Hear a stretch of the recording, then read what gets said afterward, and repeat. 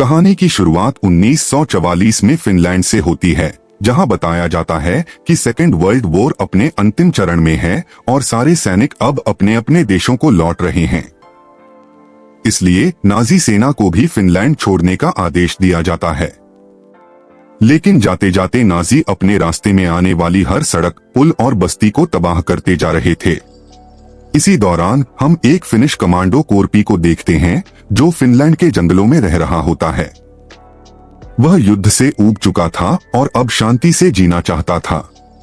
युद्ध के बाद वह अपने कुत्ते और एक घोड़े के साथ जंगल में बस जाता है। एक दिन कोरपी नदी में कुछ सोने के टुकड़े देखता है। यह देखकर उसे लगता है कि नदी के पास जरूर कोई सोने की खान होगी।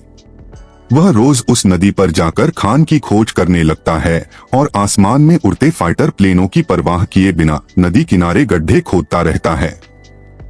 कई दिनों की मेहनत के बाद आखिरकार एक गड्ढे में उसे बहुत सारा सोना मिल जाता है। यह देखकर उसकी आंखों से खुशी के आंसू निकल आते हैं, क्योंकि यह सोना उसकी जिंदगी बदलने वाला था। अगली सुबह कोरपी सारा सोना एक बैग में डालता है, अपने घोड़े पर सवार होता है और कुत्ते के साथ वहां से निकल पड़ता है। कुछ घंटों की यात्रा के बाद रास्ते में उसकी मुलाकात नाजी जनरल ब्रूनो से होती है, जो अपने सैनिकों और एक भारी टैंक के साथ जा रहा होता है। उसके साथ कई फिनिश महिलाएं भी होती हैं, जिन्हें उसने अगवा कर रखा था। वे महिलाएं नाजियों के अत्याचार झेल रही थीं। वहीं एक सैनिक वुल्फ उनमें से एक महिला के साथ गलत काम कर रहा होता है। यह सब देखकर कोरपी गुस्सा तो होता है, लेकिन वह बिना किसी पर ध्यान दिए आगे बढ़ जाता है। वुल्फ अपनी बंदूक उठाकर कोरपी पर गोली चलाने वाला होता है, लेकिन ब्रूनो उसे रोक देता है और कहता है, उसे जाने दो, वो वैसे भी अपनी मौत की ओर जा रहा है। आगे चलते हुए कोरपी को रास्ते में बहुत सारे शव दिखाई देते हैं। नाजी सेना जाते जाते लोगों का कत्लेआम कर रही थी, पर कोरपी को इन सब की परवाह नहीं, क्योंकि उसने खुद युद्ध के दौरान सैकड़ों लोगों को मारा था। थोड़ी दूर जाकर वह एक नाजी ट्रक देखता है, जिसमें 4 सैनिक होते हैं। वे उसे रुकने के लिए कहते हैं और उसका बैग चेक करते हैं। बैग में सोना देखकर वे उसे लूटने का सोचते हैं। कोरपी समझ जाता है कि वे उसे मार देंगे, इसलिए पहले अपने कुत्ते को भागने का इशारा करता है। सैनिक उस पर गोली चलाते हैं, लेकिन कुत्ता बच निकलता है। फिर एक सैनिक कोरपी का मजाक उड़ाता है, लेकिन तभी कोरपी बिजली की गति से अपनी छुरी निकालता है और उसके सिर के आर पार कर देता है। सैनिक वहीं मर जाता है। बाकी 3 सैनिक भी हमला करते हैं, पर कोरपी एक एक करके उन्हें मार गिराता है। वह एक सैनिक के शरीर को ढाल बना लेता है और बाकी की गोलियों से बच जाता है। जब यह गोलीबारी की आवाज ब्रूनो तक पहुंचती है, तो वह पीछे मुड़कर देखने आता है, पर तब तक कोरपी वहां से जा चुका होता है। उसे अपने मरे हुए सैनिकों में से एक की जेब में सोने का टुकड़ा मिलता है और वह समझ जाता है कि यह वही बूढ़ा आदमी है और उसी ने उसके सैनिकों को मारा है। अब ब्रूनो उसका पीछा करने का फैसला करता है। आगे दिखते हैं कि ब्रूनो अपने टैंक से कोरपी पर गोलियां चला रहा है, पर कोरपी अपने घोड़े की रफ्तार बढ़ाकर उनसे बच निकलता है और एक माइनफील्ड में घुस जाता है। ब्रूनो मुस्कुराते हुए कहता है, अब यह बूढ़ा खुद ही उड़ जाएगा। और सचमुच कोरपी का घोड़ा एक माइन पर पैर रख देता है। जबरदस्त धमाका होता है।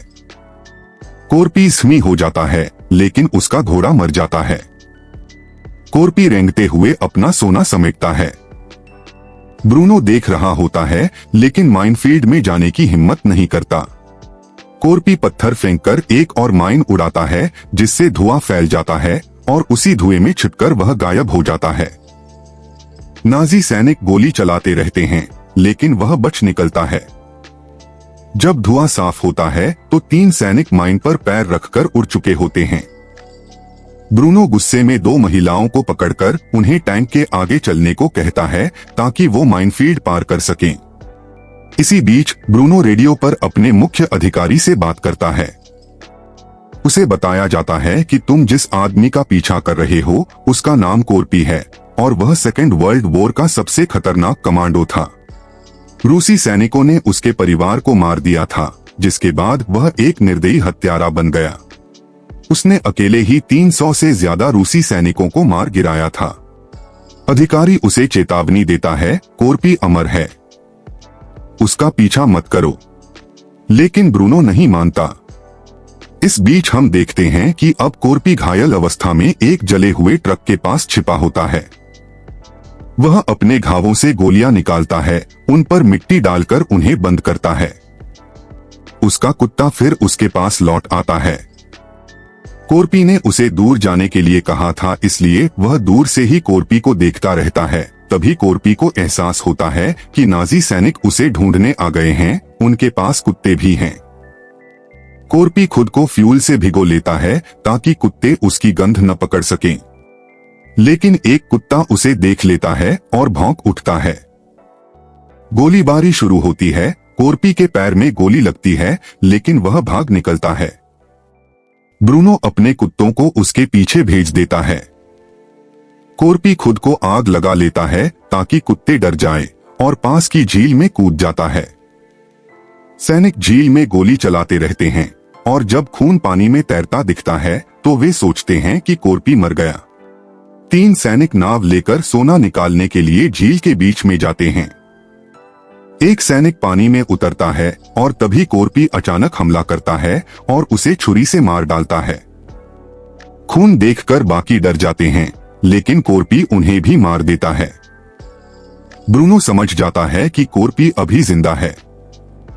थोड़ी देर बाद कोर्पी एक बर्बाद शहर में पहुंचता है। शहर पूरी तरह नष्ट हो चुका था। थका हुआ कोर्पी एक गैस स्टेशन में आराम करने लगता है। उसे अपने परिवार की याद आती है और वह सो जाता है। तभी उसका कुत्ता भौंकता है। कोर्पी जागता है और देखता है कि कुत्ते के शरीर पर डायनामाइट बांधा गया है। वह तुरंत उसे फेंक देता है, लेकिन धमाका हो जाता है। कोर्पी जमीन पर गिर जाता है। जब वह होश में आता है, ब्रूनो उसके सामने होता है। वह उसका सोना छीन लेता है, एक टुकड़ा अपनी जेब में रखता है और कोर्पी को फांसी पर लटका देता है। लेकिन कोर्पी मरता नहीं, वह अपने पैरों को नीचे की ओर कीलों पर टिकाकर खुद को जिंदा रखता है। रात गुजरती है और सुबह एक हवाई जहाज वहां उतरता है। तेज हवा से रस्सी टूट जाती है और कोर्पी जमीन पर गिर जाता है। 2 पायलट फ्यूल की तलाश में आते हैं और कोर्पी को देखते हैं। उनमें से एक उसे मारने का सोचता है, लेकिन दूसरा डर जाता है। तभी कोर्पी मौका देखकर हमला करता है और एक पायलट का सिर पत्थर से टकरा देता है और दूसरे को ईंट से मारकर खत्म कर देता है। कोर्पी को अब एहसास होता है कि शायद वह अपना सोना कभी वापस नहीं ले पाएगा। लेकिन फिर वह एक योजना बनाता है। वह पायलट के विमान से ब्रूनो तक पहुंचने का सोचता है। पहले वह अपने घावों से गोलियां निकालता है, आग से उन्हें सील करता है और तार से बांध देता है। पायलट यह देखकर डर जाता है। कोर्पी अपने कुत्ते को वहीं छोड़कर विमान में बैठता है और उड़ान भरता है। उधर नाजी रास्ते में एक गिरा हुआ विमान देखते हैं। वुल्फ जांच करने जाता है और देखता है कि पायलट की गर्दन पर वही रस्सी है जिससे कोर्पी को फांसी दी गई थी। वुल्फ समझ जाता है कोर्पी जिंदा है। ब्रूनो भी अब डरने लगता है और भागने की सोचता है। दूसरी तरफ 2 सैनिक जो ट्रक में फिनिश महिलाओं के साथ होते हैं, कोर्पी के बारे में बातें कर रहे होते हैं। तभी एक महिला एनो हंसते हुए कहती है, कई रूसी सैनिकों ने कोर्पी को मारने की कोशिश की, लेकिन कोई नहीं कर सका। वो हमेशा लौटता है और अपने दुश्मनों को खत्म करता है। हमारे यहाँ उसे सिसु कहते हैं, जिसका मतलब है हिम्मत, जज्बा और कभी हार न मानना। इसी समय कोर्पी हमला करता है। वह ट्रक के एक सैनिक को मारकर नीचे फेंक देता है। दूसरा सैनिक झांकता है तो कोर्पी उसे खींचकर नीचे गिरा देता है और वह टैंक के नीचे आकर मर जाता है। एनो मरे हुए सैनिक की बंदूक उठाती है, लेकिन तभी कोर्पी ट्रक में घुसता है। वह देखता है कि सभी महिलाएं निर्दोष हैं, इसलिए वह बंदूक एनो को दे देता है और ट्रक के ड्राइवर को मार देता है। अब एनो ट्रक चलाती है और कोर्पी टैंक की ओर बढ़ता है। वह टैंक पर कूदकर ब्रूनो के सैनिकों से लड़ता है। इसी बीच महिलाएं दूसरे ट्रक में बैठे नाजियों को मार गिराती हैं। वुल्फ बाहर आता है और कोर्पी से लड़ता है। दोनों के बीच घमासान लड़ाई होती है। अंत में कोर्पी उसे अधमरा छोड़ देता है। कोर्पी एक मोटरसाइकिल पकड़कर ब्रूनो के पीछे निकल पड़ता है। वुल्फ सोचता है कि कोर्पी ने उसे छोड़ दिया, लेकिन थोड़ी देर बाद महिलाएं लौटती हैं और वुल्फ को तोप से बांधकर मार देती हैं। ब्रूनो को एक हवाई जहाज मिलता है और वह भागने की कोशिश करता है।